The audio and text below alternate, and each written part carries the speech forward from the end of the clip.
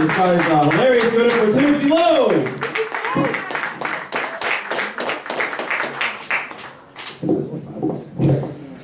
Good evening, ladies and gentlemen, and welcome to the Dog and Pony Show, where it doesn't matter.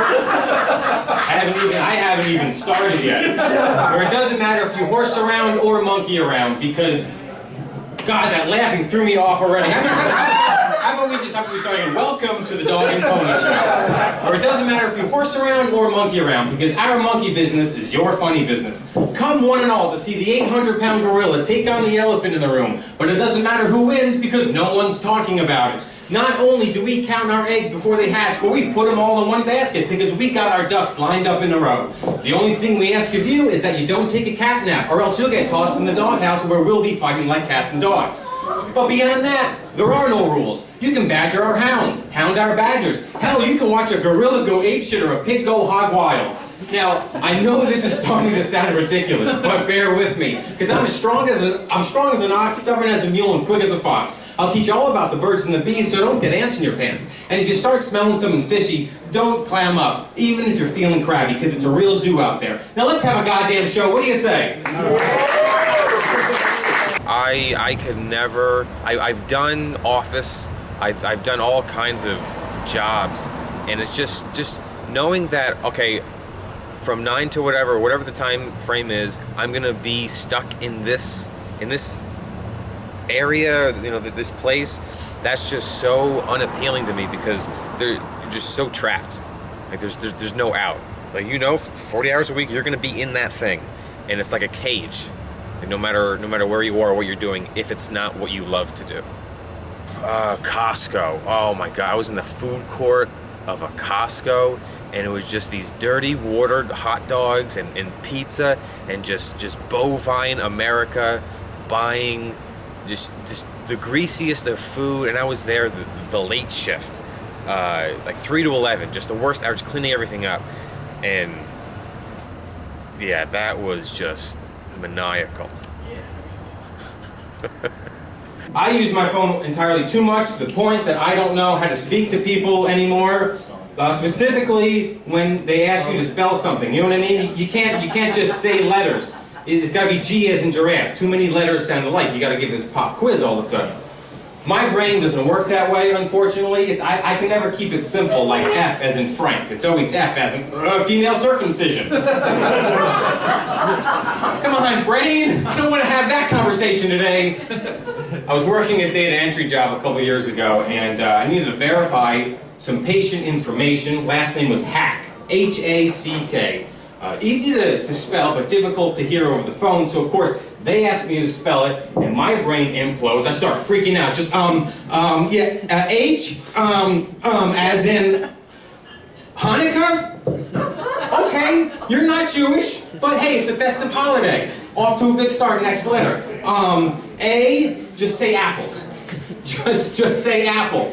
As in, amputation. Right.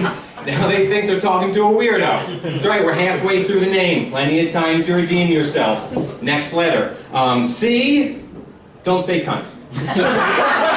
Just whatever you do, just don't say cunt. As in, Hanukkah?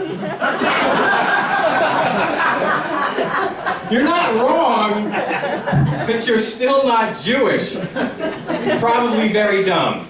See if you can dig yourself out of this hole, Tim. Last letter. K, as in knife. She thought I said nice, so I said no, knife. Like, she said, yeah, like have a nice day. I said, no, like knife. If I want to amputate myself, I need a knife. Now we're back on amputation. Let's see what it is. I've been an ear for people, or a shoulder for people to cry on, and I'm just being in mental health too. Was driven by the fact that I've been someone that people can talk to. That it's easy for me to just, all right, I'll sit down with me and I'll hold your pain with you, and always listening to people. This is a chance for me to, hey, for the next 3, 5, 10 minutes, whatever, you get to hear what I have to say. And not that I don't have that opportunity. But when I have it in this way, in this outlet, there's no conversation. It's just, I'm throwing this at you. This is what I think is important, and you're gonna laugh while I say it. Shit, I always hate these questions. Because right now what's happening is jukebox mentality. You go to a jukebox, you love music, but you can never think of a song that you want to play, and it's just, well, I've never heard of music before. Like, I can't think of anyone. There's a philosopher from the 60s and 70s, spiritual entertainer, self-proclaimed, Alan Watts. He was a really Eastern philosophy meets Western culture type of guy. I'm going with him because he was really cool. Look up Alan Watts videos. It's philosophical, cool stuff. That is a great question that I've been thinking about ever since I watched the other episodes. A lot of time and therapy and money has been put into figuring that out. And I can give you like all the what's, like therapist and comedian, all that. I'm gonna go with just Tim Lowe is good enough. I'm good with that. I'm not a big fan of my nipples or transitions. It's not because they're not large or anything like that. They're excessively hairy. Well, Tim, why don't you shave it? You'd think, right? Just shave it. Tried it. Doesn't work because I have just enough sparse chest hair that whenever I shave my nipples, it looks like I have 2 giant crop circles on my chest.